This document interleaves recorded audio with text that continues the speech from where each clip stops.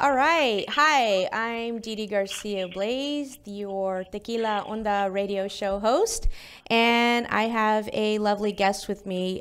He is with the Forgotten Band. He comes out of Puerto Rico. His Latin band is located in San Juan, Puerto Rico.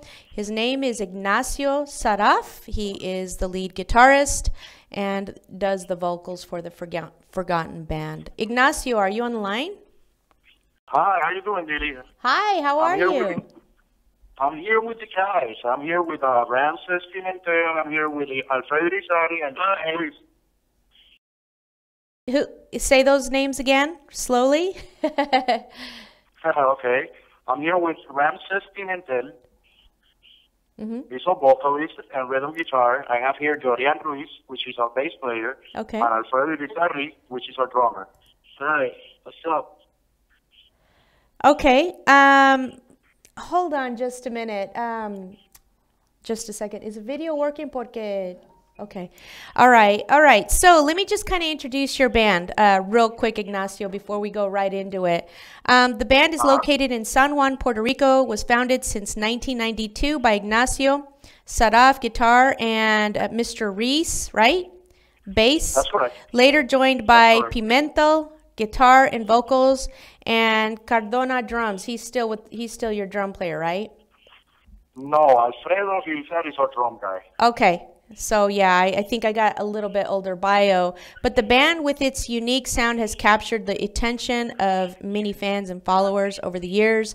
Forgotten has performed live in many memorable places like Old Hard Rock Cafe and SJ, Tito Puente Amphitheater, and other places. Their latest gig was June 30th, 2018, promoting their upcoming album material. Now that's kind of why I wanted to bring you up to the show. Because you specialize in Latin rock. Tell us some things that we don't already know. I think you told me that you have 3 new songs. Yes, we have, right now you can find on Spotify, we did a small EP which contains 2 songs. One is called Gravitat and the other one is called Alejate. Okay. There's more songs which are being recorded, but we had a small delay thanks to the hurricane that we had last year. And it delayed us for about 6 or 7 months after that. So we're getting back on track also regarding recording. So hopefully we can manage to release our LP by probably mid-year 2019. Okay. I listened to your song titled Mundo, and I believe Osvaldo, our director, was playing that before the show began, right? You played El Mundo. Exactly. Tell me what inspired you to write that song, and what it's about for those of in my audience who are English only. When we people. wrote that song, basically, and most importantly, was a social critic regarding everything that's going wrong with society and lifestyle, government, It's a little bit of everything. Touching base of all the situations that are going on right now. It's a little deep, but I think we managed to get it through without being so direct on the message. Okay. That's why it's called El Mundo. It's like everything that's going on right now. Politics, religion, Daily lifestyle, everything. A little bit of everything. siblings fighting each other, that kind of stuff. When did you write that song? What month? What year?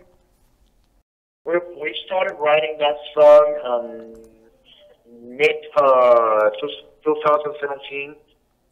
We came up with the idea regarding all the situations that were going on locally, personal, worldwide. It was. I think that was mostly the inspiration for the song. So you wrote it in 2015 or 2013? 2017. Okay. So way before the Puerto Rican hurricane crisis. Exactly. We Now- got struck here by the hurricane on September 2017, and we started working on that song a little bit earlier. probably maybe a month before we got struck by a hurricane. And after that, we just kept on writing songs and doing whatever we could based on the situation that we had at the moment, because we had no power, water, so it was a little bit difficult to get rehearsals going on, recording. You know, it was a little tough time, but I we bet. managed to get through. Since you guys are from Puerto Rico and you guys are the very first guest that I've interviewed from Puerto Rico, the island, how are things going down there? I mean, we just keep hearing, you know, bad news after bad news. How are you guys adjusting with the tragedy? Well, I mean, I will say that you cannot actually trust or rely on the full media or news, because, I mean, it's like every other place. I mean, you got good things going on, you got bad things going on, but it's not as bad as the press is trying to show off, or you know, the words that is being spread out. I mean, it's not that bad. I mean, there's always situations like every other place you might be in. I mean, all the states have their issues, Puerto Rico has its issues, but I mean, it's a pretty nice place to be in, and trust me, you will have a lot of fun if you visit once Puerto Rico. So what are you guys working on now? Let's talk to each of your band members. Everybody do a little bit of talking. Chime in. Well, Francis, you want to go ahead? Sure. I'm the vocalist and rhythm guitar, Ramses. So I was born in New York, but I was brought up here in Puerto Rico, so I'm basically Puerto Rican.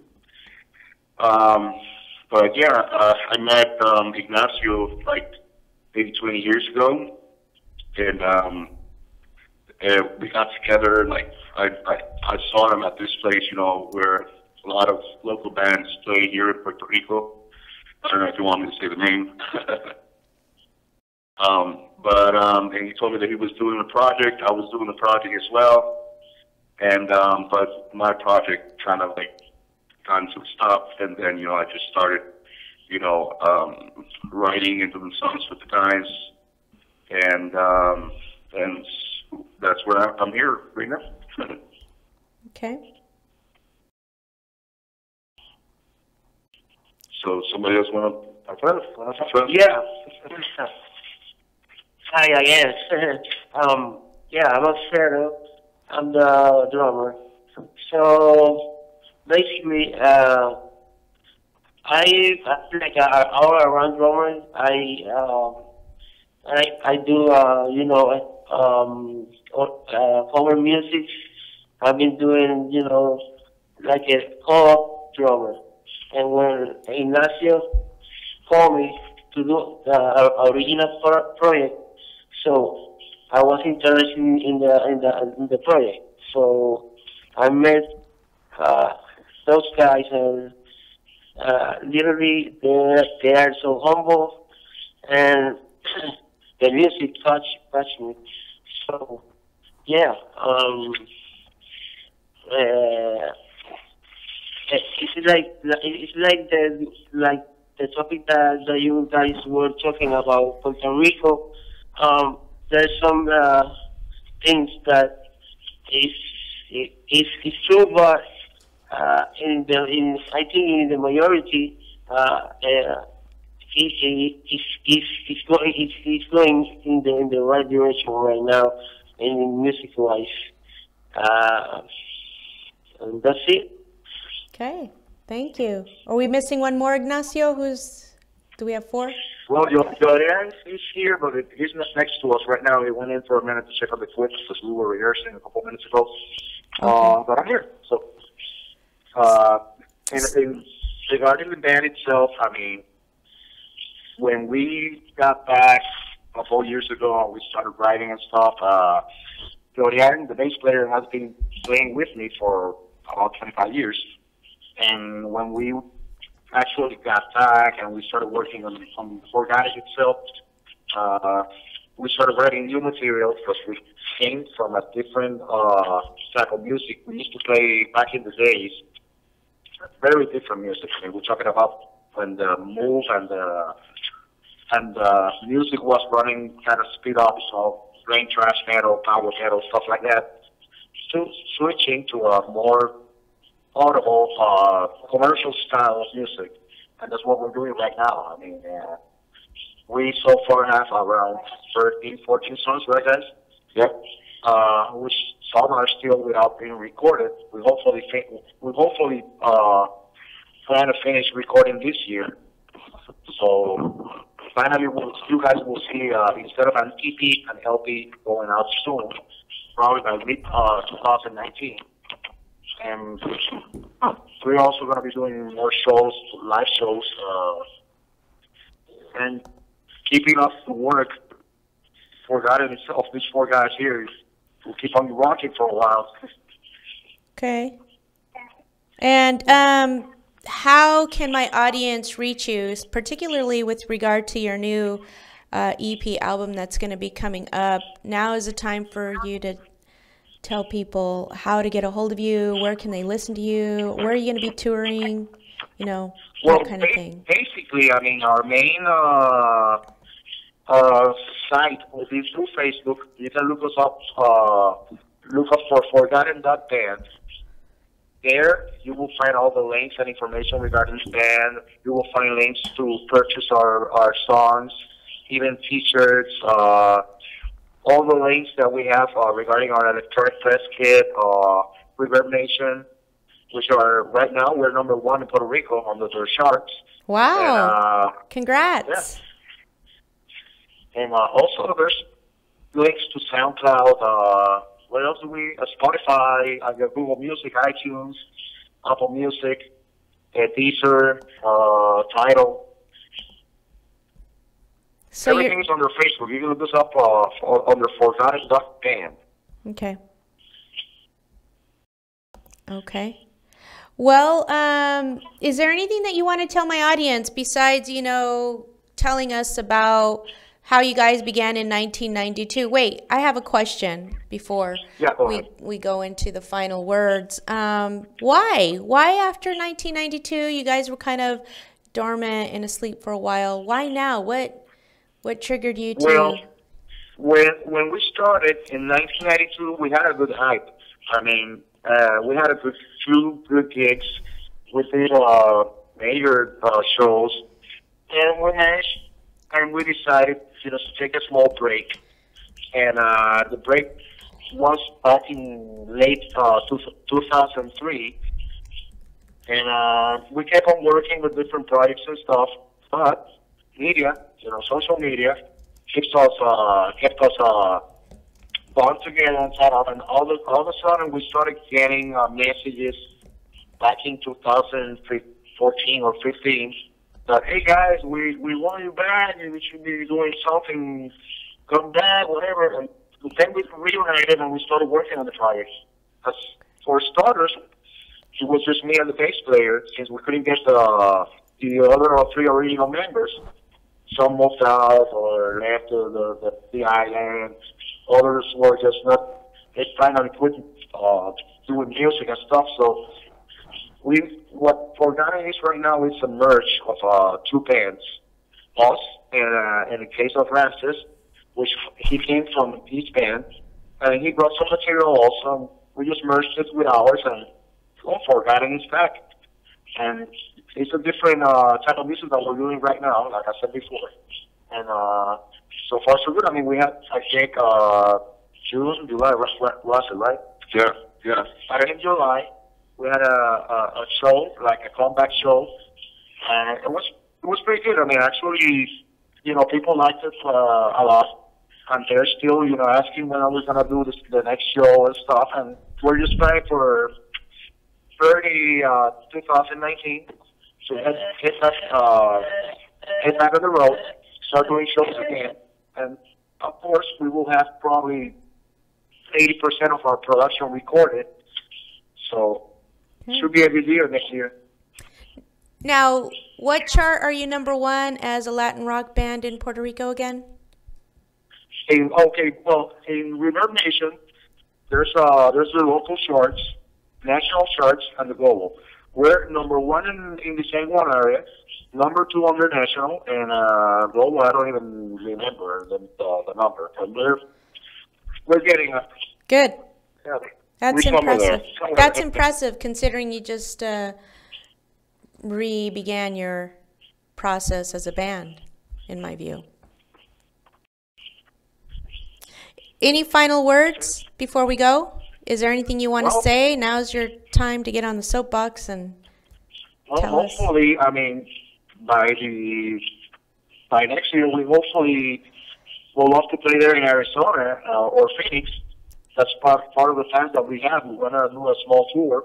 Yay! So, Yeah, we had talked about you know, a lot of what we want to be, you know, next year. So you know, we're talking about video, like you know, in our channel in YouTube. yeah. So we want to do that.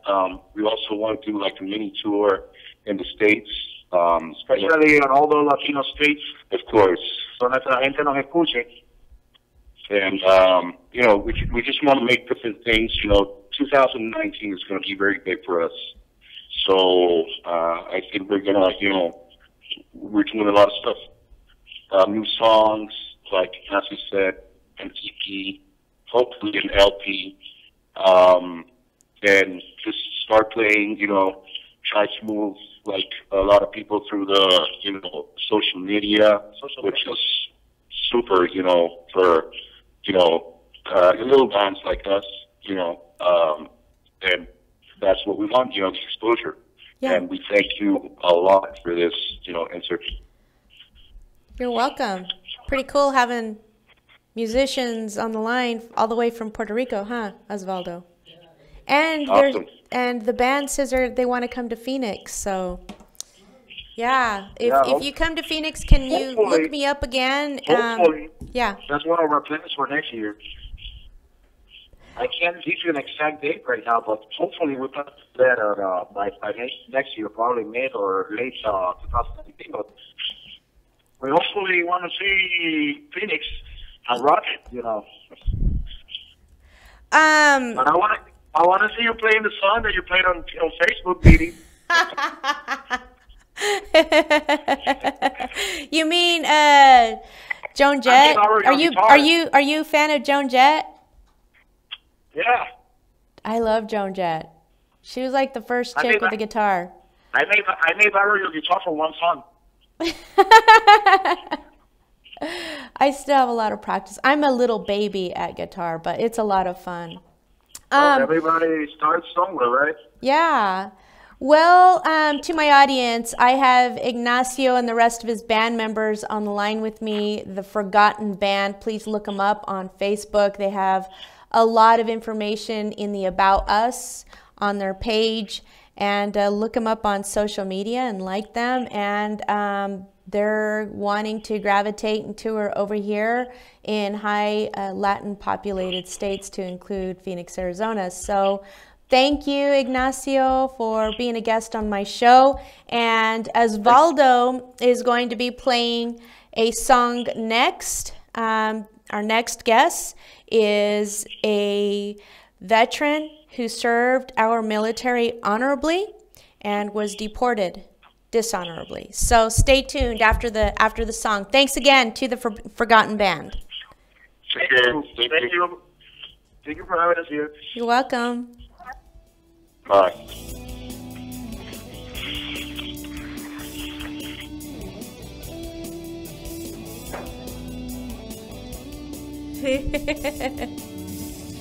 Don't move. Don't move. Okay, I stop.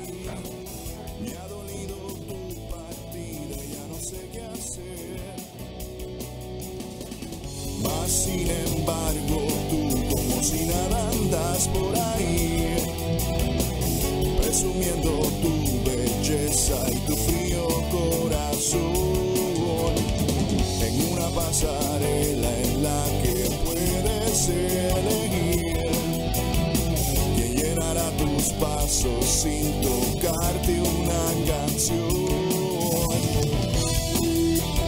Sin tocarte una canción.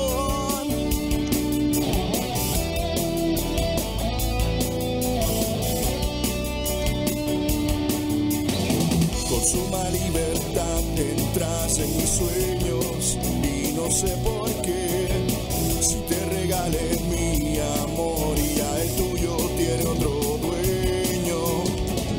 Mas sin embargo tú como si nada andas por ahí, caminando en mi avenida para arrollar a mi corazón. Cuando me veas sangrando se te escuchará reír. Regálaré tus besos sin pensarlo al mejor postor. All right, welcome back. You just finished listening to The Forgotten. Oh, welcome back. I'm Didi Garcia Blaze, your radio show host for the Tequila Onda radio, and you were listening to The Forgotten Band, one of their songs, and they're going to be releasing a brand new EP album in 2019. So if you could look them up on social media, The Forgotten Band. Ignacio Seraf is, and several of his band members joined us for the interview. But now I have a new guest, Erasmo Mendezibal. Are you on the line? Yes, ma'am. Hi, how are you doing? I'm doing great. Good evening. Good evening. Basically, to my audience, let me give you an update. All right, so I've had Hector Barajas, who several years ago I met him in Tijuana at the U.S. Deported Veterans Safe House in Tijuana.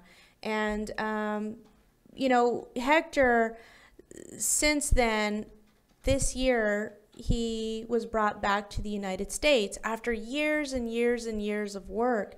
But now we have a new veteran that I want to shed light to, Erasmo. Erasmo has served our United States military honorably. And those of you that know me, my political views, I believe that every person that has served our armed forces, who was willing to put their lives on the line for this great nation, should have automatic citizenship. Now, why didn't you get automatic citizenship, Erasmo? And what can we do to help you? Give us, fast forward to, keep us up to speed. What's going on?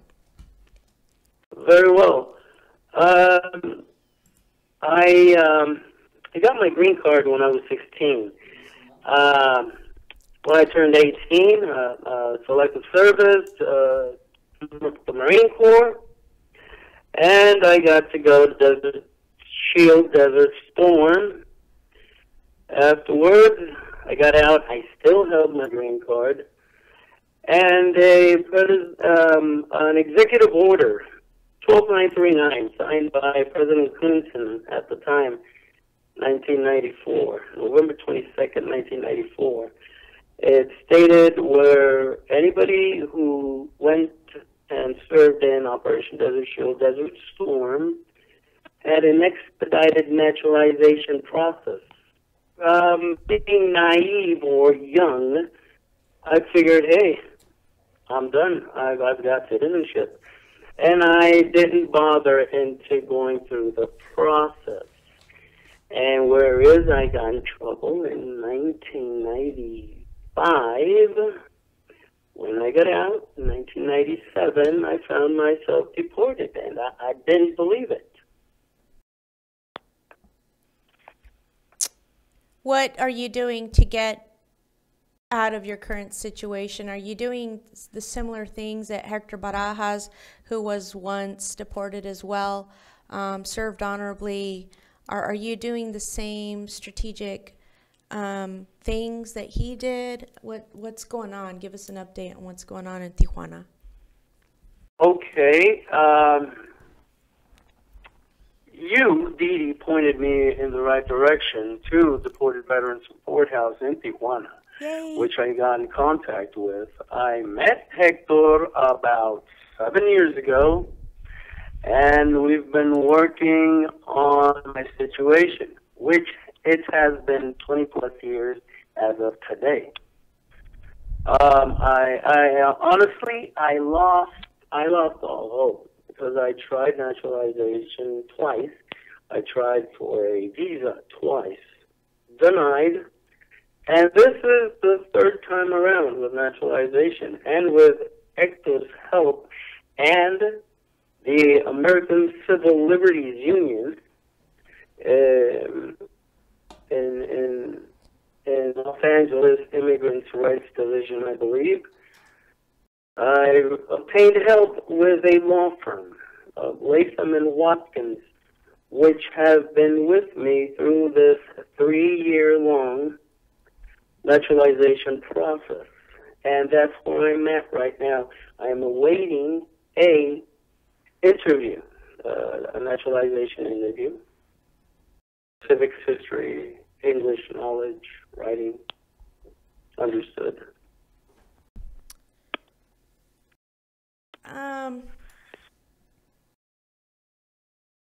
And what I am doing, I try to attend every meeting they have in Tijuana. I am about 2 hours drive from Tijuana. I'm in Mexicali. And they have Congress people come over. I express our situation because it is not I, it is us, all of the people that have been deported.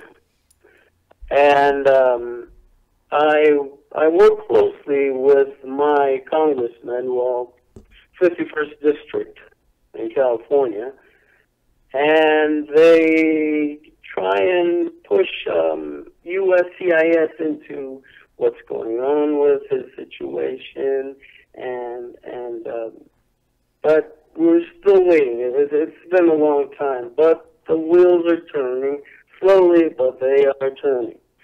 And me, what I do, I have a job, I have family. I try to raise awareness. Anybody who I meet that is deported this side of Mexico, I direct them to the Deported Veterans Support House in Tijuana, because it's about all I can do with my job, family, and duties I have to do. What year did I direct you over to Hector, the deported veterans? How many years ago was that? What year? That was, let me see, 2012. Wow. 2012, yes. Wow. That was a long time ago. Yes. You know, something that bothered me that you said, and I feel helpless, and I don't know what I could do, but to give you like words of, you know, positive words. But when you said that you lost all hope, I hope you wake up every day in the morning and you just have a fresh outlook and just live day to day, live minute by minute if you have to. And my thoughts and energy are going to be with you, because that just is unnerving to hear that a person loses all hope. And it's heartbreaking. And I want to know, what can my audience, what can I do, what can Osvaldo do to help you besides, I mean, why don't you give a shout out to the congressmen that have helped you, and now use this platform now. Which congressional folks have you contacted but have heard no response? Because we want to publicly shame those people if they're not stepping up to the plate, and they claim to be for military veterans and the military. What folks have not helped you, and now's your time to give props to people who have helped you in the political arena. Can you do that? Yes, of course I can. I try to stay in touch with my congressman, which is not my congressman of Mexico. It's actually my family helps me because they live in that area. And there is a Hispanic caucus, a Congressional Hispanic Caucus. Can you drop names? In California. Are you able to drop names on your congressman that has helped you? Oh, sure. Juan Vargas, 51st District. That's closest. And we've also got Grijalva 3rd District in Arizona. That off the top of my head, that's what I can remember. These two people, I've met closely. I've talked to them. Those are the only two people that you've contacted and that have supported you? Okay, as long as I contact one of them, they're with the Congressional Hispanic Caucus, which has various Congress people, various districts. Okay. And I've got, as I said, Latham and Watkins pro bono, which ACLU helped me obtain. And I'm so grateful to them for doing that, as well as the law firm. Thank you, Latham M. Watkins and the ACLU, for getting our deported veteran back on his feet. And we're going to wrap it up. What can we do specifically to help you out, Erasmo? Okay, raise awareness of the situation, and try to, one of my concerns is the 22 veterans that are committing suicide a day in our country. Help them out. That's one of my missions. If I ever go through with this, is help out in any way, get my college degree, which I did in Mexico during these 20 years, get it in the United States, and probably set out to help in any which way, since I am one of them. Yeah. Is your family living with you in Mexico currently, or are they in California? My immediate family, wife and kids, yes, they live with me in Mexico. My parents, sisters, brothers, relatives, they're in the United States. Okay. All right. Children.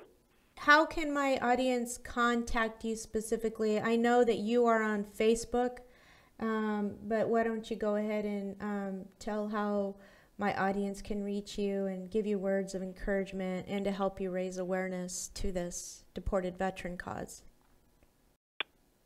Facebook is great. You can look me up as Erasmo, Erasmo, Apodaca, Apodaca, Mendizabal, Mendizbal. Okay, so to my audience, you can locate Erasmo at Erasmo, Apodaca, Apodaca, Mendizabal, Mendizabal. Now, again, Erasmo honorably served our country, all right? He should have had automatic citizenship. We're talking about people who are willing to put their lives on the line for this great nation. And he is now rallying up people for the cause to raise awareness to the U.S. deported veteran situation, the safe house that is ongoing in Tijuana. And with that, Erasmo, you'll be in my thoughts. Stay connected. Keep me posted on updates, and we're doing what we can in light of the holiday season to raise awareness to your situation. And thank you for being a guest on my show. Thank you, Didi. It was an honor.